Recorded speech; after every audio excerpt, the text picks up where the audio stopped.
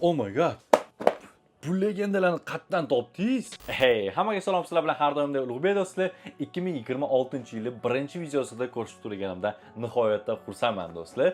Yangi yilinglar bilan. Endi videodan boshlashdan oldin videomizga like bosib, obuna bo'lib qo'yinglar. Sababi 2026-yil biza 100 mingtaga chiqishimiz kerak do'stlar. Endi o'tgan yili 100 mingta bo'la olmadik. Endi xudo xolisa 2026-yil sizlarning podдержкалар juda ham katta kerak do'stlar.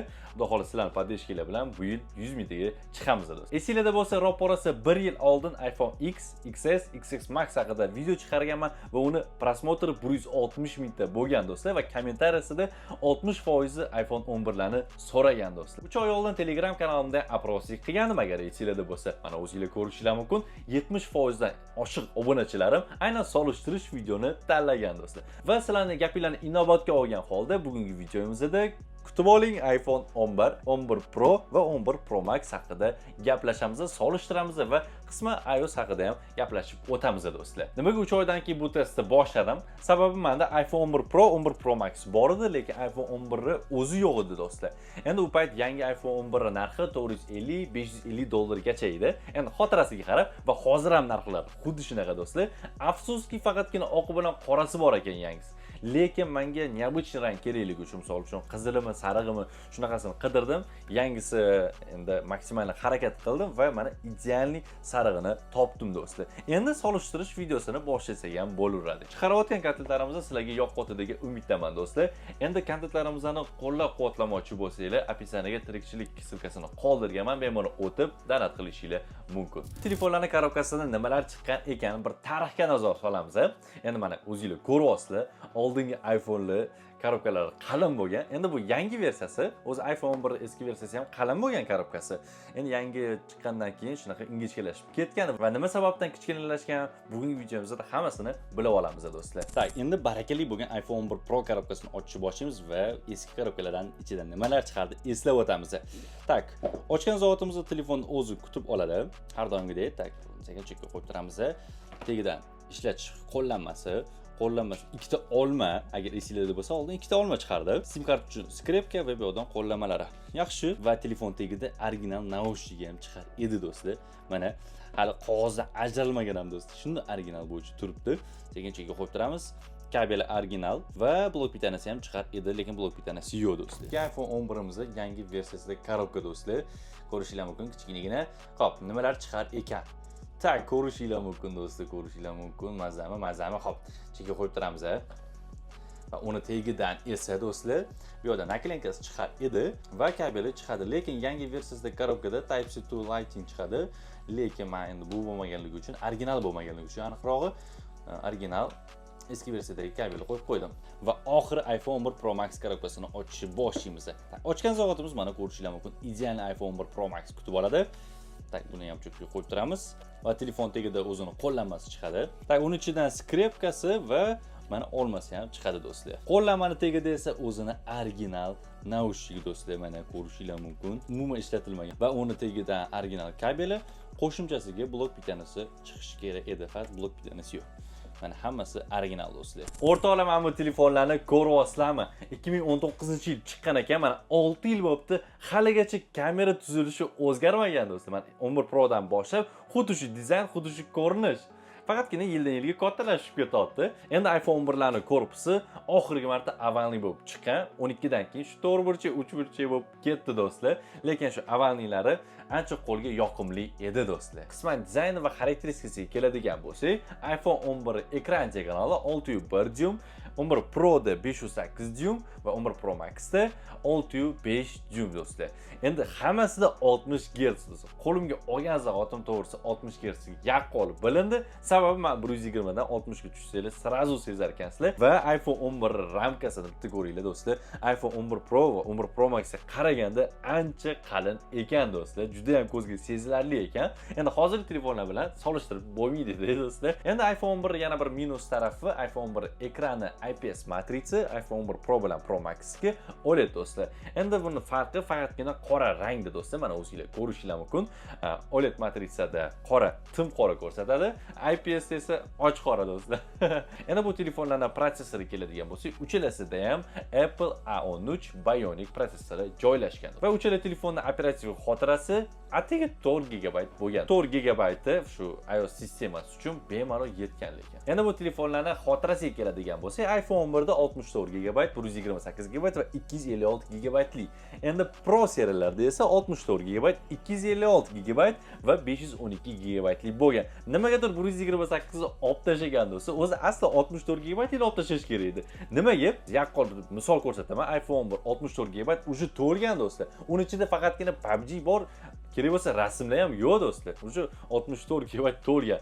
Endi hozirgi paytda 64 GB lik men maslahat bermayman. Endi kimlarga maslahat beraman? Katta yoshli, shu YouTube ko'radigan, Instagram qisman ko'radigan, qisqasi faol ishlatmaydigan telefonni, faol ishlatmaydigan odamlarga men maslahat berishim mumkin. Lekin mana o'zimizga o'xshagan har doim kun davomida ishlatadigan insonlar uchun 64 GB men maslahat bera olmayman. Уже 256 GB lik ham bir masala bo'lib turibdi-da 2026-yil uchun. Lekin nimagadir 64 ni qoldirgani 128 ni olib tashlagan. Endi bu telefonlarning batareya hajmiga keladigan bo'lsak, iPhone 11 da 3110 mAh, Pro seriyasi 11 ga qaraganda sal kamroq 3046 mAh, 11 Pro Max ga esa 3969 mAh do'stlar.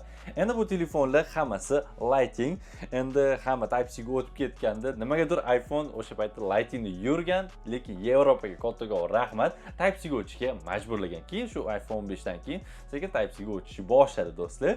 Xo'sh, endi bu telefonlar IP68 himoyasi bor, shu ya'ni suv va changdan himoyasi bor do'stlar. Va bu telefonlar hammasi stereo dinamika. Qo'shimchasiga bu telefonlarda simsiz quvvatlash imkoni bor, lekin 7,5 watt. Kelaylik endi bu telefonda PUBG o'ynab ko'ramiz. Sababi PUBG o'ynab endi blogerlikni boshlamoqchi bo'lgan odamlar shu iPhone 11 dan boshlasammikan degan savollar ko'p bo'ldi. Savollarga ham javob topamiz. Ketdik. Birinchi iPhone 11 telefonimizdan boshlaymiz testni va telefonimizda qanaqadir kamchiliklar, laglar, qochishlar bo'ladigan bo'lsa yoki telefonimiz qizib ketadigan bo'lsa, maksimal ayblarni ko'rishga harakat qilamiz va testni boshlaymiz. Ketdik. Tak, samolyotdan sakradik. Hozircha laglar yo'q. Tak, yerga ham tushib oldik do'stlar. Yerga tushganimizda o'zingizlar ko'rishinglar mumkin. Laglar bo'lmadi. Tak, giroskopimiz hozircha yo'q ekan. O'zi giroskop bormi iPhone 11 da? Tak, ko'ramiz. Odam ham tushdi oldimga. Tak, giroskop ko'rishinglar mumkin. Hech qanaqa zaddirishkalar yo'q. Hammasi o'z joyida. Tak, endi Close jarayonlarimizni tekshirib ko'ramiz. Ketdik.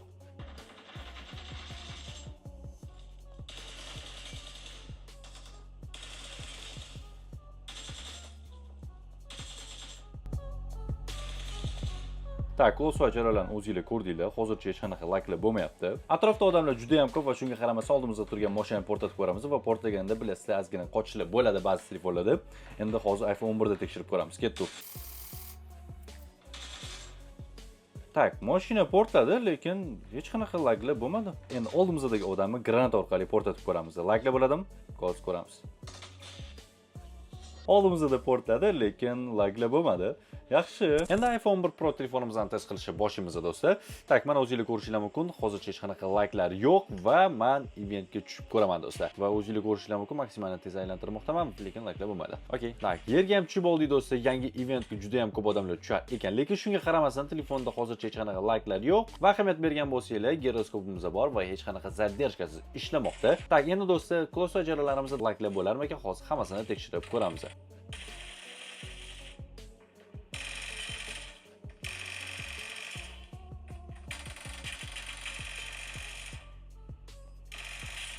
Close jarayonlarni o'zingizlar ko'rdinglar, hech qanaqa laglar bo'lmadi. Endi oldimizdagi odamni granat orqali portlatib ko'ramiz va laglar bo'larmikan? Tak, tekshirib ko'ramiz hozir. Vibratsiya bo'lganda lag bo'lishi mumkin. Tak.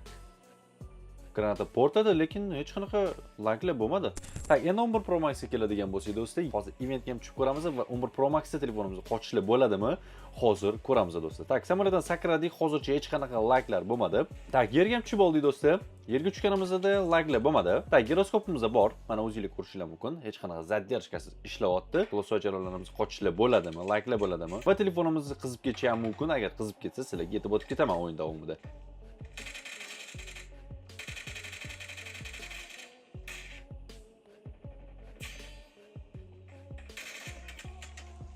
Afsus. Close jarayonlarni o'zingizlar ko'rdinglar do'stlar. Hech qanaqa laglar, kamchiliklar bo'lmadi. Prosta men ko'rmay qoldim to'g'risi. Tepada kutib turibdi deb o'ylagandim, lekin zinada kutib turgan ekan. O'ynayotganimga yarim soat bo'ldi, lekin telefonda hozircha hech qanaqa qizish laglar kuzatilmadi. Tak, endi oldimizda turgan mashinani portlatib ko'ramiz. Laglar bo'ladimi? Hozir ko'ramiz.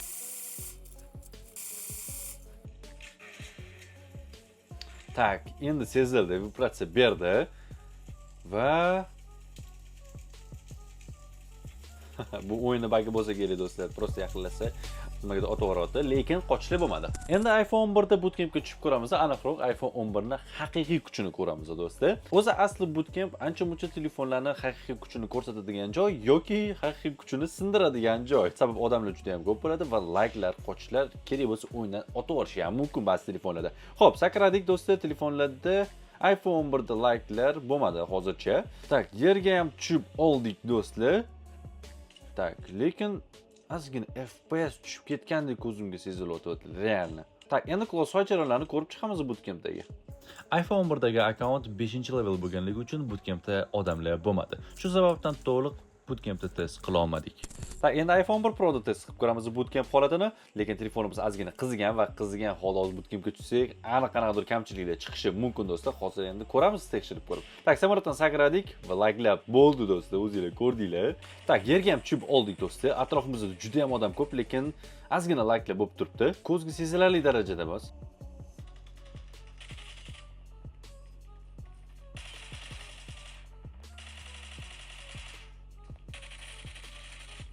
Voy krisa.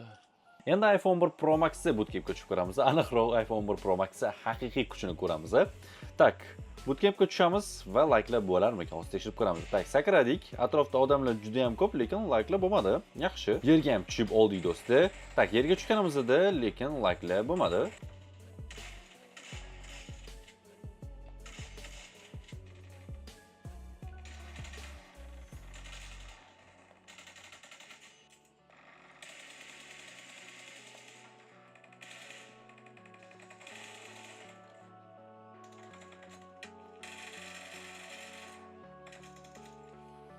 Endi iPhone 11 aniq necha FPS ishini bilib olamiz. Tak, nastroykaga o'tkazib olamiz va ko'rishingiz mumkin, grafikani sverxplavniga o'tkazganimizda 60 FPS ishlab berar ekan. Maksimumga o'tkazganimizda mana do'stlar 60 FPS. Xo'p, Ultra HDR ishlaydimi? Ultra HDR ishlayotgan, lekin 45 FPS ga tushib qoladi va ekstremal HDR har doimda ishlamaydi. Tak, sverxplavnidan maksimumgacha 60 FPS ekan, Ultra HDR da уже 45 FPS ga tushib qolar ekan. Endi iPhone 11 Pro Max necha FPS ishini hozir ko'rib olamiz. Tak, nastroykaga o'tkazib olamiz va sverxplavniga qo'yganimizda 60 FPS. Tak, maksimumda ham 60 FPS bo'lsa kerak-da. Tak, Ultra HDR da уже 45 FPS. Lekin bitta narsani aytib qo'ying. Sverxplavnida yarim soatda qizisa, misol uchun maksimum qo'yib 60 FPS da o'ynasanglar, уже 10 minut ichida qizib ketadi. Shu narsani esingizdan chiqarmaydi do'stlar. O'shaning uchun sverxplavnida o'ynashni maslahat beraman. O'yindagi holatlarni o'zingizlar ko'rdinglar do'stlar. Endi uchta telefonda men bir dona kamchilik ko'rdim. U ham bo'lsa telefon tez qizib ketishi bo'ldi. Endi qizib ketgandagi уже qochishlar boshlanadi, like'lar boshlanadi. Endi 11 Pro va 11 Pro Max 11 ga qaraganda tezroq qizidi. Bilmadim nimaga. Menimcha uni korpusi temirdan bo'lganligi uchun, 11 ga esa alyumindan bo'lganligi uchun menimcha sekinroq qizidi. Lekin uchalasi qizidi, tan olish kerak va ular like'lar, qochishlar uchalasida ham bo'ldi do'stlar. Endi aytishinglar mumkin, kuller bilan o'ynasa ham menimcha qizimaydi, qochmaydi desanglar, endi bilmadim, 3-4 soatlab kullerda o'ynash va u qo'lni ortaveradi, juda ham noqulay bo'lsa kerak deb o'ylayman. Endi o'zimning fikrim bu. Atak uchala telefonda kamchiliklar bir xil kuzatildi do'stlar. Endi kamerasiga keladigan bo'lsak, iPhone 11 da mana o'zingizlar ko'rib turibsizlar, 2 dona kamerasi bor. Birinchisi asosiy kamerasi 12 megapiksel, ikkinchisi keng burchakli kamerasi, u ham 12 megapiksel va frontalniy kamerasi ham 12 megapiksel do'stlar. Tak, endi eng qizig'i 11 Pro Max ham xuddi shunaqa do'stlar. Asosiy kamerasi ham, keng burchakli kamerasi ham, frontalniy kamerasi. 11 Pro da ham xuddi shunaqa do'stlar. Endi haqiqiy rasmlarni ko'rmagan uchun bir gap aytish qiyinroq. O'shaning uchun ham kunduzgi va kechki paytdagi rasmlarni ko'rib baho beramiz va qaysi biri rostdan ham sifatli olib berar ekan. Ko'rib chiqamiz. Endi iPhone 1 standart rejimidagi olingan rasmlarga keladigan bo'lsak, rasm sifatlari ancha yaxshi, ham ranglarni o'z me'yorida berib qo'ygan, ko'zga yoqimli rasmlar chiqarib berdi. Lekin quyosh yo'qolgan vaqt rasmga olsanglar, rasmlarning sifati sal xiralashar ekan do'stlar. Endi keng burchakli kamerasiga keladigan bo'lsak, xuddi asosiy kamerasidek rasmlarni sifatli va yaxshi chiqarib berdi. Maximal X aniqrog'i 5x da yorug'lik juda katta rol o'ynayotgan. Yorug' joyda rasm sifati ancha yaxshi chiqargan, lekin qorong'i joyda Nihoyat rasm sifati ozgina xiralashib ketar ekan. Endi iPhone 11 Pro ning kamerasiga keladigan bo'lsak, 1x olingan rasmni mana o'zingizlar ko'rishlar mumkin. Ranglar o'z me'yorida va sifatiga keladigan bo'lsa, yerdagi muslarni ham aniq chiqarib bergan do'st. 2x olingan rasmlarda ham hech qanaqa o'zgarishlar bo'lmadi. Xuddi 1x kabi rasmni yaxshi chiqarib berdi. Endi keng burchakli kamerasiga keladigan bo'lsak, sal sifati pastroq, xuddi asosiy kamerasida sifatli qilib chiqarib bera olmadi rasmlarni. iPhone 11 Pro 11 kabi 5x gacha emas, 10x gacha yaqinlasha olar ekan va rasm sifatiga keladigan bo'lsak, mana o'zingizlar ko'rishingiz mumkin, sal sifati pastroq ekan. Endi 10x da hech kim rasmga olmasa kerak menimcha. Endi iPhone 11 Pro Max da 1x olingan rasmlarga keladigan bo'lsak, sifat ancha yaxshi, xuddi iPhone 11 Pro kabi tiniq chiqarib berdi. Keng burchakli kamerasi ham xuddi shunaqa, ranglar o'z me'yorida, sifati ancha yaxshi. Lekin maksimalni X, aniqroq 10x olingan rasmlarga keladigan bo'lsak, men atmosferani rasmga olishni maslahat bermayman. Faqatgina shunga o'xshash e'lonlarni rasmga olsanglar, sizlarga katta yordam bergan bo'ladi. iPhone 1 asosiy kamerasiga keladigan bo'lsak, hozir Full HD 30 fps video olib beryapti do'stlar. Sifatini o'zingizlar ko'rib turibsizlar do'stlar. Sizlarga yoqdimi, yoqmadimi? Lekin kadr qimirlayotganda silishim xiralashib ketar ekan, bitta to'xtatganingizdan keyin fokus olib tiniqlashib berar ekan. Bu esa 4K 60 fps videoga olib beryapti do'stlar. Bu xiralashga keladigan bo'lsa, 4K 60 fps Full HD 60 fps ga qaraganda yaxshiroq berar ekan. Ko'zim to'g'risi yoshlanib ketyapti. Bitta so'qqilasa o'ziga keladi. Bitta so'qqilada o'ziga keladi. Endi iPhone 11 Pro ga keladigan bo'lsa, 4K 60 fps olinayotgan kadrni ko'rishingiz mumkin. Ancha sifatli olib beryapti. Bu esa Full HD 60 fps olinayotgan kadr do'stlar. To'g'risi 4K bilan HD da unchalik katta farq sezmadim. Faqatgina ranglarida farq bor deb o'yladim, lekin unda o'zingizlar ko'rib turibsizlar, nimalarda farq bor ekan. Izohlarda yozib qoldiringlar va aynan hozirgi ovoz 11 Pro mikrofonida yozib qoldirildi. Endi iPhone 11 Pro Max ga keladigan bo'lsak, Full HD 60 fps olingan videoni ko'rishingiz mumkin do'stlar. Endi 4K 60 fps olinayotgan videoni ko'rishingiz mumkin. Full HD bilan farqi faqatgina rangda deb o'ylayman. Lekin rostdan ham 4K da ancha sifatli olib berar ekan telefonlarimiz. Ta endi stabilizatorni tekshirib ko'ramiz. Hozir 4K 60 fps turibdi. Hozir yugurgan holda tekshirib ko'ramiz. Ketdik. Ta endi iPhone 11 Pro ning stabilizatorini tekshirib ko'ramiz. Yugurgan holda ketdik.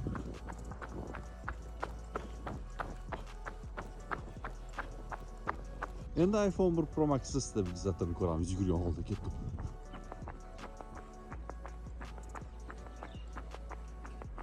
Siz kamerasini o'zingizlar ko'rdinglar, endi bekor Pro va Pro Max emasda. Sababi 11 ga qaraganda ancha sifatli olib berdi. Endi to'g'ri aytishinglar mumkin, hammasi 12 megapiksel-ku deb. Lekin linzalari 11 ga qaraganda ancha yaxshi qo'yilgan va rasmlarni ham ancha sifatli olib berdi. Endi iOS masalasiga keladigan bo'lsak, uje iOS 27 iPhone 11 larga kelmaydi do'stlar. To'g'risi ham uje 7 yil xizmat qilgani yetadi. Endi pensiyaga chiqaradigan vaqt ham keldi do'stlar. Sababi uje batareyalar ham charchagan. Misol uchun hozirgi mana shu telefonlarni faol ishlatsanglar, bir kun ichida 3 martalab zaryadga qo'yishingiz to'g'ri keladi. Uje ortiqcha bir vaqt ketadi, asabiylar ham ketadi do'stlar. Lekin batareyani almashtirishni men maslahat bermayman do'stlar. Hech narsa o'zgarmaydi to'g'risi. Endi boshdagi savolga keladigan bo'lsak, boshlang'ich blogerlarga iPhone 11 maslahat berasizmi? Afsuski maslahat bera olmayman do'stlar. Agar real bloger bo'lmoqchi bo'lsanglar, minimum 13 Pro dan boshlashni men maslahat beraman. Ja bo'lmasa 15 dan boshlaganinglar ancha yaxshi. O'shanda kontentinglar ham yaxshi chiqadi, asabiylarni ham asragan bo'lasiz. Qisqasi bugungi videomiz sizlarga juda ham yoqdi degan umiddaman va videomizga like bosib, obuna bo'lib qo'yishni unutmanglar do'stlar. Va yana bir marta eslatib o'taman, bu yil 100 mingta bo'lishimiz kerak, o'shaning uchun obuna bo'lib qo'yishni unutmanglar do'stlar.